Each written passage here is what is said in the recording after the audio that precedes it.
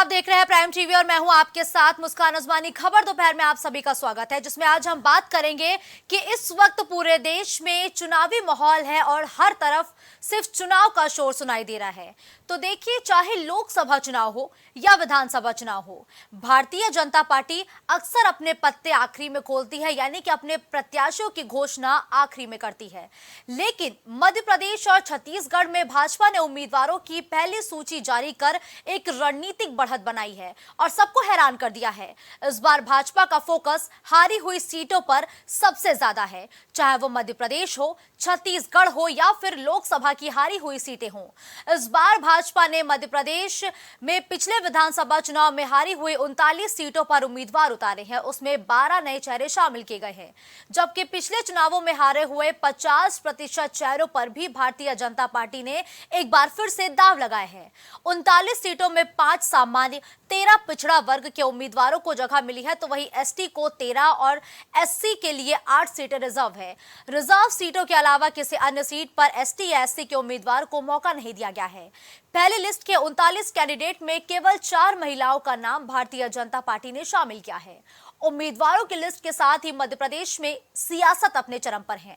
लेकिन अब सवाल यही है कि तारीखों के ऐलान से पहले भारतीय जनता पार्टी ने अपने कैंडिडेट्स की घोषणा आखिर इतनी जल्दी क्यों कर दी है? क्या उसे अपना मजबूत सियासी दुर्ग भेदे जाने का डर है, या मध्य प्रदेश में यूपी के विधायकों को तरजीह दिए जाने की आखिर वजह क्या है? आज इन्हीं सब सवालों पर चर्चा के लिए हमारे साथ केसी जैन भारतीय जनता पार्टी से जुड़ चुके हैं, तो वही समाजवादी पार्टी से अपना पक्ष रखेंगे विवेक श्रीवास्तव, और बतौर राजनीतिक विश्लेषक आज अभिनव पांडे इस वक्त हमारे साथ इस चर्चा में जुड़े हुए हैं।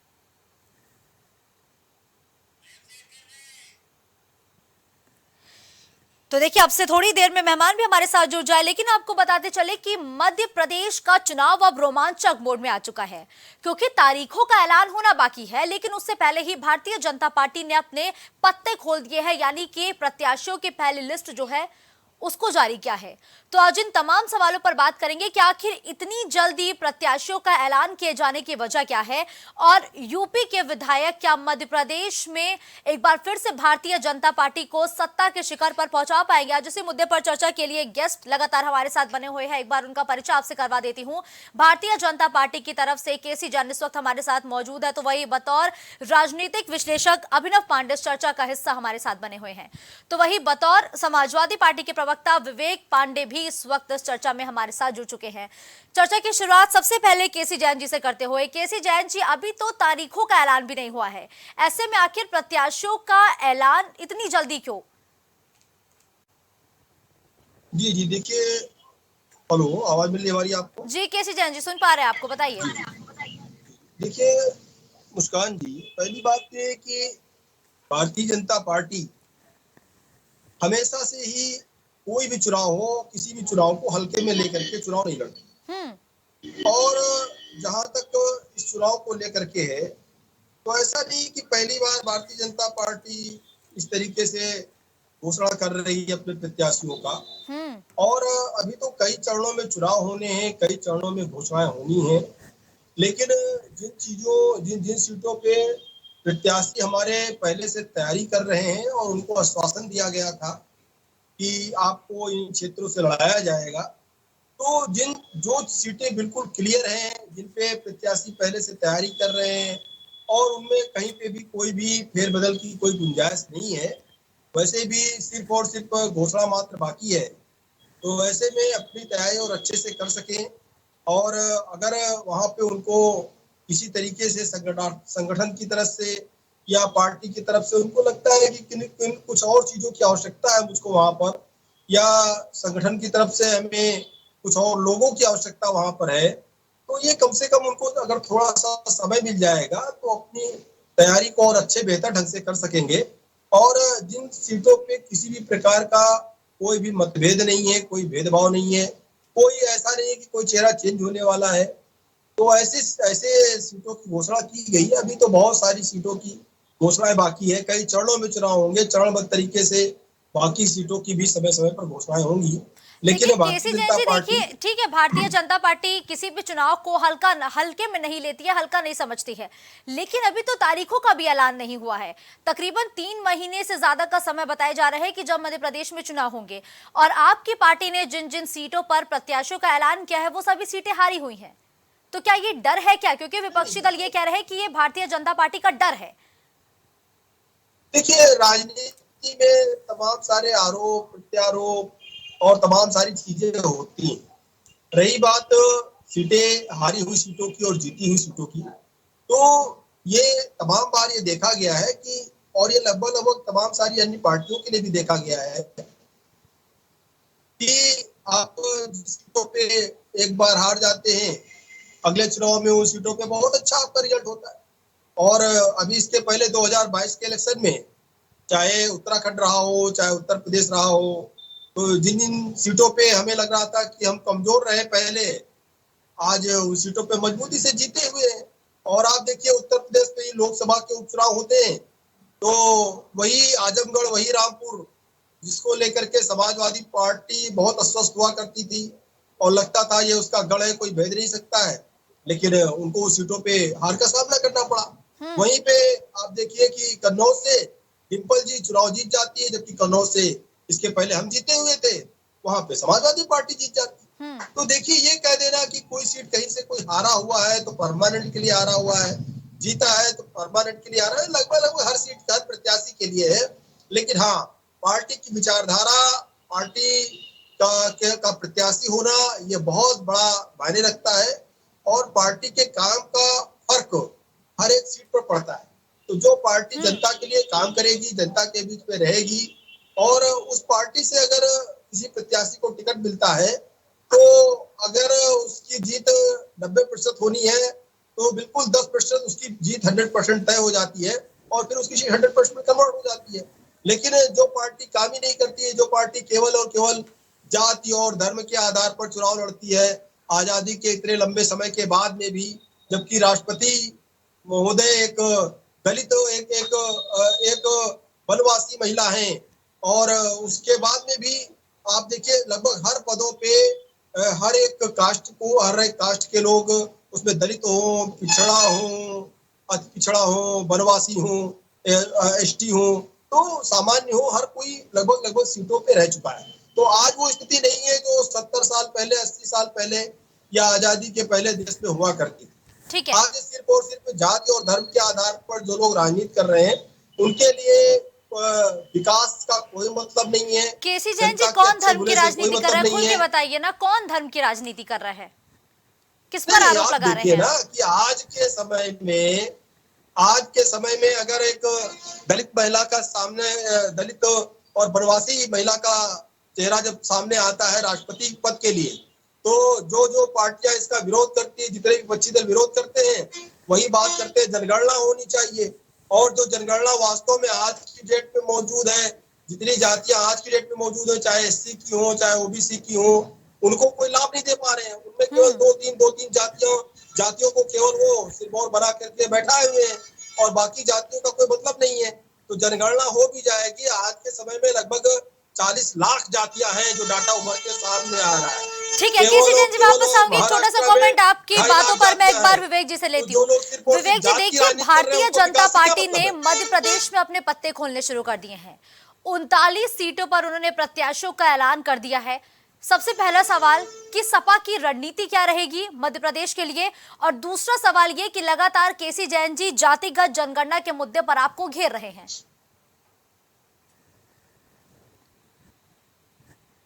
धन्यवाद करता हूं कि आपने बहुत ही ज्वलंत विषय को आज उठाने का काम किया है। उत्तर प्रदेश में मुझे लगता है 304 विधानसभा, जो कि जिसमें इस 100 को लगभग ये भेजने जा रहे हैं। मुझे लगता है कि मध्य प्रदेश, जैसा कि सूचना आ रही, आसिफत लगता है कि पूर्ववर्ती इतिहास में अगर आप देखती रही होंगी तो इतिहासों में दर्ज है कि जिस राज्य में सत्ता कमजोर पड़ती थी, सेना कमजोर पड़ती थी, फिर दूसरे राज्यों से सहायता मांगी जाती थी। और भाजपा की स्थिति ये हो चुकी है कि जहां भी चुनाव आएंगे भाजपा हर जगह कमजोर स्थिति में है। मैं तो सवाल ये उठाऊंगा, क्या उत्तर प्रदेश के विधायक, जब 100 विधायक अपने नवनिर्वाचित क्षेत्र की जनता को असहाय अनाज छोड़ करके दूसरे राज्यों में जाके प्रचार इसलिए करेंगे कि सत्ता हासिल की जा सके, तो उनके संवैधानिक मूल दायित्वों का निर्वहन उसके अनुपस्थिति में कौन करेगा? क्या ये लोकतंत्र में उत्तर प्रदेश की जनता के साथ न्याय है? क्या आपने 5 साल तक जब विधायकों को चुना तो विधायकों को लेकर के क्या सरकार ने या पार्टी ने, भाजपा ने ये स्पष्ट किया था कि हम इनको 5 साल में 2.5 साल चुनाव में व्यस्त रखेंगे, आपके लिए जनता के विधायक केवल 2.5 साल ही काम करेंगे? मुझे लगता है कि ये बहुत ही गलत संदेश है। राजनीति करना गलत बात नहीं है, समर्थन के लिए संगठन है आपके पास, संगठन जाके प्रचार करे, प्रसार करे, लेकिन जो नवनिर्वाचित संवैधानिक दायित्वों का निर्वहन करने वाले विधायक हैं, उनकी जिम्मेदारी उनके क्षेत्र की जनता की समस्याओं को लेकर के तय होनी चाहिए, न कि चुनाव जिताने की रणनीति को लेकर के। लेकिन सबसे बड़ी दुखद बात और विडंबना ये है कि भाजपा हमेशा चुनाव मोड में होती है।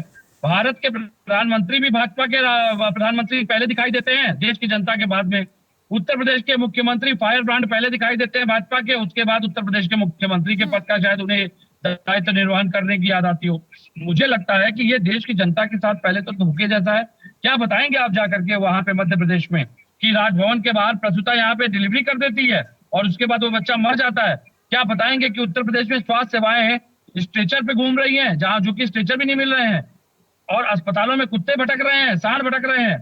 भाई मैं तो ये पूछूंगा, उत्तर प्रदेश के विकास की धज्जियां उड़ा करके दूसरे प्रदेशों में जाके अब आप झूठ परोसने का काम करेंगे? भाई कहीं भी प्रचार जो होता है वो विकास कार्यों के आधार पर किया जाता है। आप उत्तर प्रदेश की दुर्गति करके जो अपना प्रदेश नहीं बचा पा रहे हैं, अब मध्य प्रदेश की जनता को बरगलाने का प्रयास करेंगे। लेकिन देखिए रही विवेक बात जी, समाजवादी वो तो पार्टी ठीक की, है, आपने आपने तमाम मुद्दों पर कहीं ना कहीं भारतीय जनता पार्टी को घेरने का प्रयास किया है। समाजवादी पार्टी की रणनीति क्या है? सवाल मेरा ये था आपसे। मैं वहीं आ रहा हूँ। समाजवादी पार्टी की जहां तक रणनीति की बात है, देखिए इस बार हमारा गठबंधन पूर्णतः इंडिया से प्रभावित है। और आपको भी याद होगा पिछली बार 2 सीटें हासिल करने के बाद समाजवादी पार्टी, क्योंकि देखिए मध्य प्रदेश में बहुत ज्यादा मतलब मजबूत स्थिति हमारी है, हम ये नहीं कह सकते, लेकिन हाँ हम अभी एक्सपांशन मोड में हैं, क्योंकि हम उत्तर प्रदेश के बाहर अपने कार्यकारिणी का अन्य अन्य राज्यों में कार्यकारिणी का गठन कर रहे हैं। लेकिन जब तक हम एक अच्छी स्थिति में नहीं आते हैं, मैं बड़ी जिम्मेदारी के साथ कह रहा हूं कि हम इंडिया जो हमारा एक गठबंधन है, हम उसके दायित्वों को निर्वहित करते हुए जो भी हमारे सहयोगी संगठन हो गए, हम उनको पूरी तरह से मदद करने का काम करेंगे। यानी कि ये माना जाए कि विधानसभा चुनाव तकरीबन 4 राज्यों में होने हैं, वहां INDI मिलकर चुनाव लड़ेगा क्या? बिल्कुल, जहां भी चुनाव होने जा रहे हैं और जहां भी समाजवादी पार्टी अभी मजबूत स्थिति में नहीं है, वहां पे जब तक हम पूरी तरह से मजबूत स्थिति में नहीं आते, हम अपने सहयोगी संगठनों को ही मजबूत करने का काम करेंगे और उनको पूरी तरह से।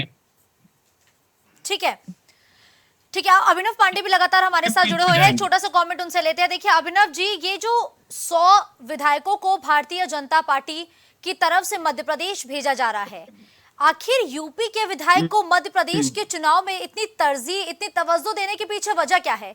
क्या अब यूपी के विधायक मध्य प्रदेश में जाकर चुनाव जिताएंगे क्या? अभिनव जी। मैं 2 मिनट पहले तो सबका धन्यवाद कहना चाहूंगा जी। मैम। देखा 2014 में भी भाजपा बड़ी पार्टी की तरह उभरी, 19 में भी बहुत बड़ी पार्टी की तरह उभरी, परंतु धीरे धीरे भाजपा का ग्राफ गिरा है, मोदी जी का ग्राफ बढ़ा है। आज की तारीख में अगर आप गौर करेंगी तो भाजपा में सिर्फ एक ही व्यक्ति बचे हैं, प्रधानमंत्री मोदी जी। सभासदी का चुनाव हो मोदी जी, विधायकी का चुनाव हो मोदी जी, MP का चुनाव हो मोदी जी, महाराष्ट्र का चुनाव हो मोदी जी, मणिपुर का चुनाव हो मोदी जी। तो भाजपा में मुझे लगता है कि कोई नेता अतिरिक्त बचा नहीं है, सर्वप्रथम।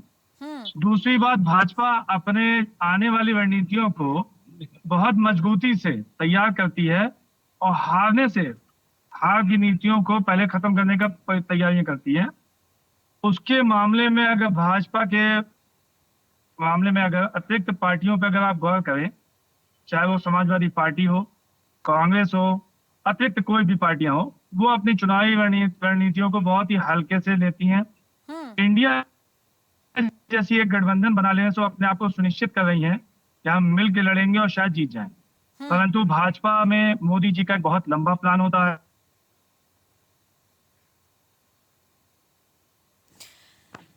ठीक देखिए अभिनव जी से संपर्क स्थापित नहीं हो पा रहा, हम दोबारा संपर्क करने का प्रयास करेंगे, लेकिन एक बार फिर से केसी जैन जी का रुख करती हूँ। जी देखिए केसी जैन जी, अभी तक तो ये था कि लोकसभा चुनाव के लिए विपक्षी दलों का समूह यानी कि INDI ही आपके खिलाफ होगा, लेकिन अब तो विवेक पांडे जी ये भी कह रहे हैं कि जिन जिन राज्यों में विधानसभा के चुनाव है वहां पर भी INDI एक साथ मिलकर NDA का मुकाबला करेगा। अब तो चुनौती बढ़ गई, अब क्या कीजिएगा आप?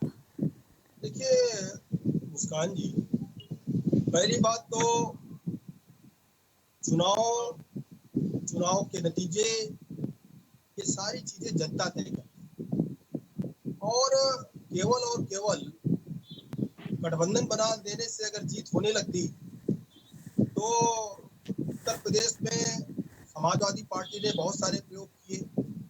उन्होंने पूर्ण बहुमत की सरकार होते हुए 2017 में कांग्रेस के साथ गठबंधन किया, परिणाम क्या हुआ, 50 सीट भी नहीं ला पाए, जबकि इसके पहले पूर्ण बहुमत की सरकार 5 साल तक रहती है। और उसके बाद में जब लोकसभा चुनाव आया तो बहन जी के साथ 50-50 का समझौता किया, 40-40 सीटों का। परिणाम क्या हुआ कि परिवार की जो 5 सीटें हुआ करती थी वो भी हार गई समाजवादी पार्टी। वर्तमान में केवल समाजवादी पार्टी की 3 सीटें उत्तर प्रदेश में लोकसभा की दृष्टि से बची है और ये सबको अपना अधिकार है जनता के बीच में जाने का, अपनी बात को रखने का। अगर कोई निर्दल है उसको भी अधिकार है, अगर आप 10 पार्टियों के साथ में आते हैं तब भी आपको अधिकार है। लेकिन एक बड़ा सवाल ये है कि जो ये INDIA जो गठबंधन है इनका I.in, तो अब इसको लेकर के जिस प्रकार से विपक्षी दल अस्वस्थ हैं, लेकिन चुनाव आते आते क्या होगा अभी कुछ कहा नहीं जा सकता है, क्योंकि अगर उत्तर प्रदेश में केवल सपा लड़ेगी और आपकी जो तृणमूल कांग्रेस है वेस्ट बंगाल में वो लड़ेगी, TMC लड़ेगी, बिहार में नीतीश जी लड़ेंगे, और तो फिर इस तरीके से हर एक स्टेट पे कहीं ना कहीं कोई ना कोई सरकार है तो और उसके साथ एक गठबंधन कर रहे हैं। अगर वो पार्टियां अगर वहीं की वहीं अपना चुनाव लड़ेंगी तो कांग्रेस कहाँ पर चुनाव लड़ेगी, और अगर कांग्रेस वहां पर अपना चुनाव लड़ेगी तो इन सारे दलों को अगर उत्तर प्रदेश में 80 सीटें हैं तो 80 में से बंटवारा होकर के किस पार्टी को कितनी सीटें मिलती हैं और उसमें TMC को कितनी सीटें मिलेंगी, उसमें आम आदमी पार्टी को कितनी सीटें मिलेंगी, उसमें सपा को कितनी सीटें मिलेंगी। और जबकि दावा ये सब कर रहे हैं कि भाई अगर हम उत्तर प्रदेश में लड़ेंगे तो बस 80 सीटों पे लड़ेंगे, तो अगर ये सारे दल 80 की 80 सीटों पे लड़ेंगे इसका मतलब गठबंधन खत्म। और अगर 10-10, 5-5 सीटों पे लड़ेंगे तो लड़ेंगे 5 सीटों पे और दावा कर रहे हैं 80 सीटें जीतेंगे, तो कैसे, ये किस तरीके का दावा है। और इसके पहले अगर उत्तर प्रदेश में कोई विपक्ष के रूप में है तो समाजवादी पार्टी, और समाजवादी पार्टी अपने परिवार की 5 सीटें नहीं जीत पाती है और आज की डेट में मध्य प्रदेश। केसी जैन जी सुनिए, आप शायद भटक रहे हैं मुद्दे से। ये जो चर्चा का विषय है ये मध्य प्रदेश का विधानसभा चुनाव है, तो प्लीज आप उस पे रहिए। लेकिन देखिए केसी जैन जी, आप सुनिए मेरी बात, एक मेरा सवाल है आपसे कि आप यूपी के 100 विधायकों को भेज रहे हैं मध्य प्रदेश ताकि वहां की वो नब्ज टटोल सके, वहां की जनता के मन में क्या चल रहा है वो जाने, एक रिपोर्ट कार्ड तैयार करे। लेकिन जब यूपी विधानसभा में अखिलेश यादव की तरफ से ये कहा जाता है कि वो मणिपुर पर चर्चा करना चाहते हैं, तब आपको फिर परहेज क्यों? अगर आपको उससे परहेज है तो फिर आपको यूपी के विधायकों को भी हक नहीं है कि आप उनको अन्य राज्यों में भेजें? मुस्कान जी, अरे जी, यूपी केसी की जैन जी। समस्या कौन देखेगा? 100 विधायक जा रहे हैं दूसरे क्षेत्र में जहाँ का उनको अनुभव भी नहीं है। गठबंधन लड़ेगा, यूपी की जनता की समस्या का निराकरण कौन करेगा मैम? ये भी तो पूछिए। लड़ेगा, इसलिए हमने ये बात रखी, पहली बात। दूसरी बात ये कि आपका जो सवाल आया है कि भाई आपके लोग दूसरे प्रदेशों में क्यों प्रचार करने जाते हैं, देखिए कोई संवैधानिक रूप से ये स्वतंत्रता है कि कोई भी विधायक कहीं प्रचार करने जा सकता है। और ये तो समाजवादी पार्टी से पूछना चाहिए कि ममता बनर्जी जी यहाँ पर आकर के प्रचार करके आपको कौन सा लाभ दे देती है, जो ममता जी के साथ केसी जैन साहब, केसी जैन साहब, केसी जैन साहब, बात सिर्फ इतनी सी पूछी जा रही है, आपसे जानना चाहते हैं हम लोग, देश की जनता जानना चाहती है, क्या मध्य प्रदेश में शिवराज सिंह चौहान जी ने इतने सालों से सत्ता चलाई है, वहाँ के विधायक रहे हैं, तो क्या दूसरी बात मध्य ये प्रदेश में कोई भी ऐसा कि काबिल व्यक्ति नहीं है जो वहां की जनता की नब्ज टटोल कांग्रेस सके? के जो विधायक हैं, जो सांसद हैं, जो मंत्री हैं, वो कहाँ पर प्रचार करने नहीं जा रहे हैं, जिनके साथ इनका गठबंधन है, जिसके भी स्वयं मेरा चर्चा कहना, कर मैं रहे थे भाजपा की, हम लोग कि भाजपा, MI.in के मैं साथ हम में जानना जहाँ चाहते जहाँ वो हैं, चुनाव लड़ेगी भाजपा वहाँ से नहीं जो उत्तर केसी प्रदेश जैन से जी, लोग देखिए हैं, एक एक करके आप लोग बोलिए तो हम शायद ज्यादा अच्छे समझ पाएंगे। क्या केसी जैन जी, जैसे अभिनव पांडे जी लगातार आपसे सवाल कर रहे हैं कि एक लंबे समय से आपकी जो पार्टी है वो मध्य प्रदेश में काबिज है, तो क्या आपके पास एक भी काबिल विधायक या वहां पे नेता नहीं है जो वहां का खाका तैयार कर सके, जो वहां के मुद्दों को परख सके? क्या जरूरत पड़ रही है कि यूपी के विधायकों को आप मध्य प्रदेश भेज रहे हैं कि वो वहां की जनता की नब्ज टटोले? सवाल ये है आपसे। देखिए देखिए देखिए अभिनव जी का मैं सवाल, अभिनव जी की आवाज नहीं मिल पा रही, आपने अच्छा किया जो प्रश्न को दोहरा दिया। देखिए वहाँ के जो लोग हैं वो काम कर ही रहे हैं, और अब हमारे उत्तर प्रदेश के जो संगठन महामंत्री जी थे माननीय बंसल जी, अब उनको 5 प्रदेशों का प्रभारी बना दिया गया। तो ये भी सवाल होगा कि भाई आपने उनको, अभी तो यहाँ पे थे, अब उनको और जगह पे क्यों भेज रहे हैं, और जगह पे क्यों प्रभारी बना दिया? अरे देखिए, सबके अंदर की क्षमता अलग अलग है, सबके अंदर का नेतृत्व अलग अलग है, और सबके अंदर की जो हमारे और पदाधिकारी उनके साथ में तारतम्य अलग अलग है। तो देखिए पार्टी में अगर कहीं पे कोई चीजें हैं तो उसको लेकर के अगर हमारे यहाँ के विधायक जा रहे हैं, वहाँ के विधायक यहाँ भी आते हैं। अभी गुजरात की बड़ी टीम यहाँ पर आई थी काम करने के लिए 2022 के इलेक्शन में। हर एक विधानसभा में एक विधानसभा संयोजक बनाया गया था जो कि गुजरात से आया हुआ व्यक्ति था। उत्तर प्रदेश में 400 प्लस सीटें हैं और हर एक सीट में एक हमारे वहाँ का संयोजक था। तो अगर, और साथ ही साथ जो प्रभारी थे वो हमारे प्रदेश के प्रभारी थे। तो देखिए भारतीय जनता पार्टी पूरे तारतम्यता के साथ काम करती है और साथ ही साथ सबको जोड़ करके, सबको लेकर के काम करती है। ठीक है, लेकिन केसी जैन जी भी आप जिक्र कर रहे थे ना कि हर जगह के जो हर नेता है उनका माइंडसेट अलग होता है, तो केसी जैन जी हर एक राज्य के मुद्दे भी अलग होते हैं। अगर यूपी के विधायक जाएंगे तो वो शायद मध्य प्रदेश के मुद्दों को भाप नहीं पाएंगे। एक छोटा सा कमेंट विवेक पांडे जी से लेते हैं, वापस आऊंगी आपके पास। विवेक जी अपनी बातों को रखिए 10 सेकंड में। देखिए, मैं तो सबसे पहले राज्यपाल से निवेदन करूंगा कि उत्तर प्रदेश की जनता की टैक्स के पैसे पे अगर इन विधायकों को 3 महीने तक तनख्वाह इसलिए दी जा रही है या जो सुविधाएं मिलती है वो इसलिए मिलेंगी कि वो जाके मध्य प्रदेश में प्रचार करेंगे, तो ये जिम्मेदारी फिर मध्य प्रदेश भाजपा की बनती है और मध्य प्रदेश सरकार की बनती है। उत्तर प्रदेश की जनता के कम से कम 100 विधायक जो भेजे जा रहे हैं, 3 महीने की तनख्वाह और उनकी सुविधाएं को कटौती की जाए ताकि राजस्व का नुकसान न हो सके। अखिलेश यादव जी प्रचार करने जाते हैं वेस्ट बंगाल, आपके मंत्री, आपके सांसद जाते हैं भाई विधायक जाकर के दूसरे राज्यों में। मैं बड़ी जिम्मेदारी से कहता हूँ कि राज्यपाल, केसी जैन जी हो गया ना, आपको भरपूर समय दिया गया, एक बार आप विवेक जी की बातों को भी तो सुनिए ना। बोलिए विवेक मैं जी। कहता हूँ उत्तर प्रदेश की जनता ने विधायक चुने हैं अपने विकास कार्यों को, अपनी समस्याओं के निराकरण के लिए, लेकिन अगर जनता के साथ छल और विद्वेष करके अगर उनके चुने हुए जनप्रतिनिधियों को दूसरे राज्यों में 3 महीने के लिए प्रचार के लिए भेजा जा रहा है, तो उनको मिलने वाले भत्ते सुविधाएं जो उत्तर प्रदेश की जनता के टैक्स के पैसे से दिया जा रहा है उसको भी 3 महीने के लिए कटौती की जाए, ये मेरी मांग है पहले। और अगर केसी जैन जी भ्रष्टाचार के ऊपर प्रहार करने की बात करते हैं तो इस बात को स्वीकार करिए कि मध्य प्रदेश में प्रचार करने के लिए उत्तर प्रदेश के विधायक को उत्तर प्रदेश की जनता के टैक्स के पैसे से भत्ते और सुविधाएं क्यों दी जाएगी? भाई मैं तो ये सवाल उठा रहा हूँ, उत्तर प्रदेश की जनता के टैक्स के पैसे से जाकर के दूसरे राज्यों में प्रचार क्यों करेगा विधायक? उन्होंने चुना है जनता को अपनी समस्याओं के निराकरण के लिए। तो मुझे लगता है पहले तो ये बहुत गंभीर विषय है, राजस्व के नाम पे कर्मचारियों का टीए काट लेने वाली सरकार आज अपने विधायकों की 3 महीने की तनख्वाह और सुविधाएं काटेगी, कटौती करेगी, इस बात का जवाब ले लीजिए। दूसरी बात, अगर उत्तर प्रदेश में चुने हुए नवनिर्वाचित विधायक इस तरीके से अन्य राज्यों में भेजे जाने लगे तो उत्तर प्रदेश की जनता के 100 जिलों की जो समस्याएं हैं उनकी जिम्मेदारी किसके ऊपर तय होगी, इसका भी जवाब दे दीजिएगा। जनता असहाय अवस्था में क्या जनता दरबार में जाएगी योगी जी की, जहाँ पे केवल और केवल फोटोबाजी की जाती है? मैं ये सवाल उठा रहा हूँ और मैं उम्मीद करता हूँ कि हमारी आदरणीय महोदय जो है वो सवाल पूछेंगे और इसका जवाब मिलेगा। ठीक है, लेकिन अभी अभिनव पांडे जी का भी रुख करते। देखिए अभिनव जी, अभी तक तो ये लग रहा था कि मध्य प्रदेश में सभी पार्टियां अलग अलग चुनाव लड़ेंगी, लेकिन देखिए अब तो विवेक जी ने कहीं ना कहीं ऐलान कर दिया है कि INDIA यानी कि विपक्षी दलों का जो गठबंधन है वो एक साथ मिलकर चुनाव लड़ेगा।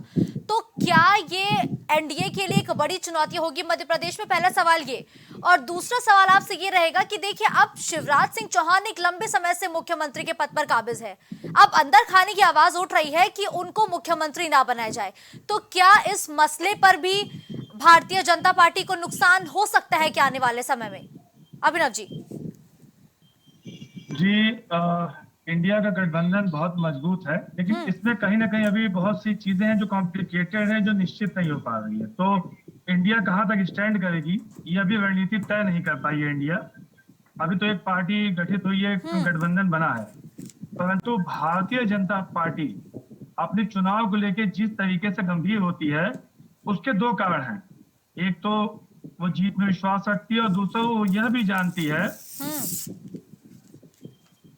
जी अभिनव जी बोलिए। दूसरे राज्य में कोई अतिरिक्त और नेता नहीं है जो भाजपा की छवि को, भाजपा को जीत दिला सके, सिर्फ मोदी जी, जो मैंने पहले कहा। और मेरा एक पर्सनल एक आपसे सवाल है, मैं चाहता हूं कि आपके तरफ से जनता से और भाजपा नेता जी से पूछ लिया जाए, जो ये 100 विधायक चुनाव प्रचार के लिए मध्य प्रदेश जा रहे हैं, अगर इनके प्रति किसी भी व्यक्ति ने कोई ऐसी शब्द का प्रयोग किया जो अपमानजनक है, तो वो विधायक का अपमान होगा या भाजपा के कार्यकर्ता का होगा? क्योंकि आजकल ये राजनीति बहुत बुरी चल रही है। हाँ, तो मेरा कहना है कि किसी भी एक राज्य के विधायक को दूसरे राज्य में यह देखने के लिए जाना कोई बुराई नहीं कि वहाँ काम अच्छा कैसा होता है, डेवलपमेंट कैसे होता है, लेकिन यह कहना कि यूपी का विधायक मध्य प्रदेश में जाके विकास करेगा, वहां के लोगों के नब्ज टटोलेगा। सच तो यह है कि उत्तर प्रदेश के खुद के विधायक उत्तर प्रदेश का विकास नहीं कर पाते। अगर आप ग्राउंड लेवल पे जाके चेक करें तो ना ही गड्ढे भरे होते हैं, ना ही बिजली सही पे आती है, ना ही पानी का विकास, कुछ नहीं। जनता परेशान है। जो विधायक अपने क्षेत्र का डेवलपमेंट नहीं कर सकते, वो मध्य प्रदेश जाके मध्य प्रदेश की जनता का नब्ज टटोलेंगे कि वहां की जनता क्या चाहती है। ये सिर्फ जीत की रणनीति है, सिर्फ जीत की, जनता के लिए कुछ नहीं है। और इंडिया ने अभी तक कुछ तय नहीं कर पाई है, तो इंडिया जब तय करेगी तो उसके लिए बहुत ध्यान तब होगा। बिल्कुल हाँ, ये तो जब इंडिया अपनी तरफ से कुछ ऐलान करेगा तभी समझ में आएगा कि उनके आगे की रणनीति क्या है, प्लान क्या है। देखिए केसी जैन जी, लेकिन अब सवाल तो उठने लाजमी है कि यूपी के विधायक खुद अपने क्षेत्र का विकास नहीं कर पाते और चल दिया अपना बोरिया बिस्तर बांध के मध्य प्रदेश का नब्ज टटोलने। मध्य प्रदेश की जनता क्या चाहती है, वहां के मुद्दे क्या है, इस पर बात करने। ऐसा क्यों हो रहा है? देखिए मुस्कान जी, पहली बात तो ये पहली बार नहीं है, और ना तो ऐसा है कि केवल और केवल भारतीय जनता पार्टी के विधायक इस तरीके से दूसरे प्रदेश में जनता से तारतम्य बैठाने, जनता की समस्याओं को जानने, या ये कहे वहां प्रचार करने गए हैं भारतीय जनता पार्टी का, तो ऐसा पहली बात नहीं है। आप देखिए कि केसी जैन जी, ये बात प्रचार की नहीं है, ये कहा जा रहा है कि वहां की था लेने जा रहे हैं, नब्ज टटोलने जा रहे हैं। अरे प्रचार में 10 विधायक जाएंगे, चलिए 50 जाते हैं, 100 विधायक जाने का मकसद क्या है? इतनी बड़ी संख्या में आप एक प्रदेश के विधायक दूसरे प्रदेश में भेज रहे हैं, क्यों? हम वही चीज बता रहे हैं। और मैम, उस प्रचार के दौरान जो खर्चा होगा वो विधायक कोटे का होगा कि भाजपा की पार्टी की तरफ से होगा? पार्टी के साथ ये हमारे बहुत सारी बातें कह रहे थे, तो जब जिस समय माननीय अखिलेश यादव जी जब ममता जी के प्रचार करने जाते हैं वेस्ट मुद्दों से बंगाल, भटका रहे हैं मैम, ये मुद्दों पे बात ही नहीं कर पा रहे हैं, इनके पास शब्द नहीं है आज इस मुद्दे पे जवाब देने। और जिसकी अभी आप बात कर रहे थे कि हम i.in के साथ ये गोल गोल घुमा रहे हैं, एक बात का जवाब इन्होंने स्पष्ट नहीं दिया है। तो अभी आप सभी लोग वहां पहुंचेंगे बिहार। अच्छा जैन साहब, भाजपा में एक क्वालिटी बहुत अच्छी है, बहुत अच्छी चीज सीखी है भाजपा वालों ने। आप पूछिए कि गर्मी कब आएगी तो हमारे लगता है कि अमेरिका में तो ठंडी चल रही है, लेकिन हम इनके साथ गठबंधन है, मुद्दे पे क्यों नहीं रह रहा है? मुद्दे पे आइए कि वो 100 विधायक जो वहाँ जा रहे हैं, तब आपके विधायक मुख्य उद्देश्य क्या है? पार्टी गाइडलाइन है कि एमपी में दम नहीं रहा किसी विधायक में। कि अगर आपको इतनी आपत्ति है तो सर के अंदर प्रस्ताव ले आइए, एक विधेयक पेश करिए दूसरों को। केसी जैन जी ये बताइए ना, फिर देखिए अगर आप कह रहे हैं सदन के अंदर प्रस्ताव लाइए, सुनिए मेरी बात सुनिए केसी जैन जी, देखिए मेरी बात सुनिए। अभी आप यूपी से 100 विधायकों को मध्य प्रदेश भेज रहे हैं, तो उसके पीछे आप तर्क तथ्य सब कुछ दे रहे हैं कि आपकी बात को जायज ठहराया जाए। लेकिन अगर नेता प्रतिपक्ष अखिलेश यादव सदन के अंदर ये कहते हैं कि वो मणिपुर पर कुछ देर चर्चा करना चाहते हैं, तो उससे आपत्ति क्यों होती है फिर आपको? नहीं, देखिए सदन का समय बर्बाद करने का तो समाजवादी पार्टी को बहाना चाहिए। और जिसको लेकर के ये तमाम सारे हर एक सत्र में कोई ना कोई एक ऐसा मुद्दा ये लेकर के आते हैं जो बिना सिर पैर का होता है और चर्चा भी नहीं करना चाहते। ये अगर माननीय मुख्यमंत्री जी ने बार बार कहा किसानों की समस्याओं पे चर्चा हो, कौन सा जिला सूखाग्रस्त है कौन सा नहीं है, किस तरीके से उसमें समस्याओं का निदान होगा, अरे उसके लिए योजनाएं ये भी तो बताइए, तो वो किसके पैसे पे खर्च होगा, किस जनता के पैसे से ये खर्च होगा, पूरा मध्य प्रदेश की जनता का पैसा इस्तेमाल होगा कि उत्तर प्रदेश की जनता का? और एक चीज है कि जिसकी ये बात कर रहे विधायक हैं पार्टी के काम से जा रहे हैं, संवैधानिक दायित्वों के निर्वहन के लिए नहीं जा रहे हैं, तो उत्तर प्रदेश की जनता के टैक्स के पैसे से इनको 3 महीने सुविधाएं क्यों दी जाए? इसका जवाब दीजिए भाई। कोई आज की समस्याएं नहीं है वहां पर। 10 बार वहां पर राष्ट्र शासन लगा और इसी कांग्रेस के कार्यकाल में लगा, उसी कांग्रेस के पिछलग्गू बनी हुई समाजवादी पार्टी। केसी जैन जी क्यों मुद्दों से भटक रहे हैं? मुद्दा है मध्य प्रदेश का चुनाव, आप उसको बाकी अन्य राज्यों में लेके जा रहे हैं। अरे अगर आपसे सवाल पूछा जा रहा है मध्य प्रदेश पे, तो मध्य प्रदेश पे बोलिए ना। मैं तो आपके सवाल डिबेट को डीरेल कर रहे हैं, केवल इनके पास जवाब नहीं है, डीरेल कर रहे हैं ये केवल डिबेट को। अरे 10 साल तक आप मनमोहन सिंह जी को समर्थन करते रहे, आपने उसमें चर्चा क्यों नहीं की? अच्छा ठीक है केसी जैन जी, आप विवेक पांडे जी के एक सवाल का जवाब पहले दीजिए। वो लगातार मुझसे कह रहे हैं कि मैं पूछ लूं, चलिए मैं पूछ ही लेती हूँ कि ये जो विधायक जा रहे हैं ये क्या मध्य प्रदेश सरकार के पैसे पे जा रहे हैं क्या? मैं वही तो कह रहा हूँ ना, सदन के अंदर एक प्रस्ताव बना करके पेश करें, एक विधेयक लावे, एक नया विधेयक पेश उत्तर करें। प्रदेश के विधायकों को 3 महीने उत्तर प्रदेश की जनता से दिए जा रहे तनख्वाह और भत्ते नहीं दिए जाएंगे, इसका वादा करिए। उत्तर प्रदेश की जनता के पैसे को राजनीतिक लक्ष्यों के लिए आप इस्तेमाल नहीं करेंगे, इसका वादा कीजिए। अपने संवैधानिक दायित्वों को छोड़ करके वो केवल एक पार्टी के प्रचार में भेजे जा रहे हैं। मुझे बताइए 100 जिलों की जो जनता होगी वो क्या बाबा के जनता दरबार में जाकर अपनी समस्याओं को निराकरित करेगी? कौन देखेगा उनके पीछे? ये बताइए, जवाब दीजिए भाई। अखिलेश यादव जी ने याद है कि भूल गए? तो इनको तो बताना ये हमारी बातें कर रहे हैं, इनको कुछ पता नहीं है, ये पता नहीं कहाँ से डिबेट में बैठ जाते हैं। कांग्रेस के राहुल गांधी जी डीरेल करते हैं, केवल डिबेट में डीरेल करते हैं केवल बैठ करके। ठीक है, हो गया, आप दोनों का हो गया, ठीक है ठीक है। अगर आप एक अच्छे वक्ता है ना, तो फिर सर आप लोगों को एक दूसरे की बातों को सुनना भी पड़ेगा ताकि आप एक दूसरे के सवालों का जवाब दे सके। ऐसे अगर आप लोग आपस में चिल्लाएंगे ना जनता कुछ समझ पाएगी, ना हम कुछ समझ पाएंगे, ना जनता सुनना चाहती है। देखिए एक बार फिर से रुक करते हैं राजनीतिक विश्लेषक का जो लगातार हमारे साथ बने हुए हैं। अभिनव जी, आरोप प्रत्यारोप का तो दौर जारी है, लेकिन अगर हम मौजूदा वक्त में मध्य प्रदेश की राजनीति की बात करें, वहां के समीकरण क्या कहते हैं? क्योंकि 15 साल से वहां पर भारतीय जनता पार्टी काबिज है। बिल्कुल अभिनव जी, मैं केसी जैन साहब से यही विनम्रता पूर्वक मैंने पूछा भी है, जनता को भी मैं यही बता रहा हूँ कि 15 सालों से मध्य प्रदेश में भाजपा और एक भाजपा के गद्दावर नेता शिवराज सिंह चौहान जी मुख्यमंत्री रहे। कहीं ऐसा तो नहीं है कि कांग्रेस से जो कुछ नेताओं के उन्होंने अपनी पार्टी में ले लिया, उस कारण हार का डर सता रहा है, पहला कारण है। और दूसरा, आप वर्तमान समय में गौर करेंगी और अगर अध्ययन कीजिए तो आप यकीन मानेंगी कि भाजपा में कोई नेता नहीं है सिवाय मोदी जी के अलावा, कोई नहीं है मोदी जी के अलावा। और अगर उत्तर प्रदेश से 100 विधायक इसलिए भेजे जा रहे हैं क्योंकि इस देश में अब सिर्फ जातिवाद रणनीति बची है, हिंदू हिंदू हिंदू, मुस्लिम मुस्लिम मुस्लिम। तो उत्तर प्रदेश से 100 विधायक इसलिए भेजे जा रहे हैं कि मध्य प्रदेश में जनता को ऐसा महसूस हो कि अब मध्य प्रदेश में भी माननीय योगी जी का राज होगा या कंट्रोल होगा, क्योंकि कहीं ना कहीं मोदी जी से ज्यादा नाम आदित्य योगी नाथ जी ने कमाया है। और केसी जैन साहब अभी तक इस मुद्दे पर नहीं आ पाए और अभी इस बात को स्पष्ट नहीं कर पाए कि यह जो विधायक जाएंगे, सच यही है कि वो विधायक कोटे से जा रहे हैं या भाजपा के पैसों से जा रहे हैं। देखिए अभिनव जी, आप केसी जैन जी शायद इन सवालों का जवाब आप दे भी नहीं पाएंगे क्योंकि समय जो है ना वो हमें इतनी इजाजत दे रहा है, लेकिन सवाल यही बरकरार है कि आखिर 100 विधायकों को भेजने की वजह क्या है? क्या मध्य प्रदेश में कोई कद्दावर नेता नहीं बचा जो भारतीय जनता पार्टी को यूपी से विधायक भेजने पड़ रहे हैं? तो धन्यवाद आप सभी गेस्ट का हमारे साथ जुड़ने के लिए। देखिए सवाल तो जस का तस बरकरार है कि चुनाव की तारीखों के ऐलान होने से पहले आखिर भारतीय जनता पार्टी ने जो 39 प्रत्याशियों की लिस्ट जारी की है, इतनी जल्दी क्यों करी भारतीय जनता पार्टी ने मध्य प्रदेश में, क्योंकि तारीखों का ऐलान होना बाकी है।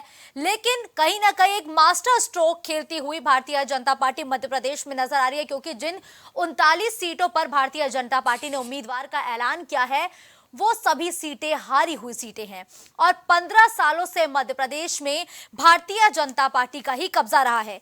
2018 में तकरीबन 15 से 16 महीने के लिए समीकरण बदले थे, सरकार बदली थी, क्योंकि तब कांग्रेस ने बसपा, सपा और अन्य के साथ मिलकर सरकार बनाई, वो भी 15 सालों बाद। लेकिन ये सरकार भी ज्यादा नहीं टिक पाई, क्योंकि इस पूरे गठबंधन के विधायक भारतीय जनता पार्टी के साथ जाके मिल गए थे, तो फिर से मध्य प्रदेश पे शिवराज सिंह चौहान बतौर सीएम काबिज हो गए। ऐसे में अब सवाल यही है कि क्या मध्य प्रदेश में कोई काबिल नेता नहीं बचा? मध्य प्रदेश की सियासी समीकरण क्या है जो भारतीय जनता पार्टी को यूपी से विधायक भेजने पड़ रहे हैं? क्या यूपी के विधायक मध्य प्रदेश का भविष्य तय करेंगे? सवाल बड़े यही हैं और लगातार हम इन्हीं सवालों को जानने की कोशिश कर रहे थे कि लोकसभा चुनाव के लिए तो भारतीय जनता पार्टी तैयार ही कर रही है, तो वहीं 4 राज्यों में होने वाले विधानसभा चुनाव पर भी भारतीय जनता पार्टी का खासा फोकस है और खासा फोकस इन राज्यों के साथ ही सबसे ज्यादा उन हारी हुई सीटों पर है जहां भारतीय जनता पार्टी विधानसभा चुनाव में जीत नहीं हासिल कर पाई थी। इसी कड़ी में भारतीय जनता पार्टी ने मध्य प्रदेश के साथ ही छत्तीसगढ़ में अपना पहला पत्ता खोल दिया है, यानी कि मध्य प्रदेश में 39 सीटों पर भाजपा ने अपने प्रत्याशियों का ऐलान कर दिया है। इस दौरान कुछ नए चेहरों को मौका दिया है, लेकिन कई ऐसे चेहरे हैं जो पुराने यानी कि 2018 के विधानसभा चुनाव में हार गए थे, लेकिन अभी तक चुनाव की तारीखों का ऐलान नहीं हुआ है। क्या भारतीय जनता पार्टी को इतनी जल्दबाजी हुई कि प्रत्याशियों का ऐलान करना पड़ा? क्योंकि भारतीय जनता पार्टी एक उन पार्टियों की लिस्ट में शुमार है जो अक्सर अपने पत्ते आखिरी में खोलती है, जो अपने प्रत्याशियों का नाम बाद में ऐलान करती है। ऐसे में मध्य प्रदेश में इतनी जल्दी प्रत्याशियों के ऐलान किए जाने की वजह क्या है और क्या यूपी से भेजे जाने वाले 100 विधायक मध्य प्रदेश की सत्ता तय करेंगे, मध्य प्रदेश का भविष्य तय करेंगे? ये सवाल लगातार बरकरार है। खबर दोपहर में फिलहाल के लिए बस इतना ही। देश दुनिया की तमाम बड़ी खबरों के लिए आप देखते रहिए प्राइम टीवी।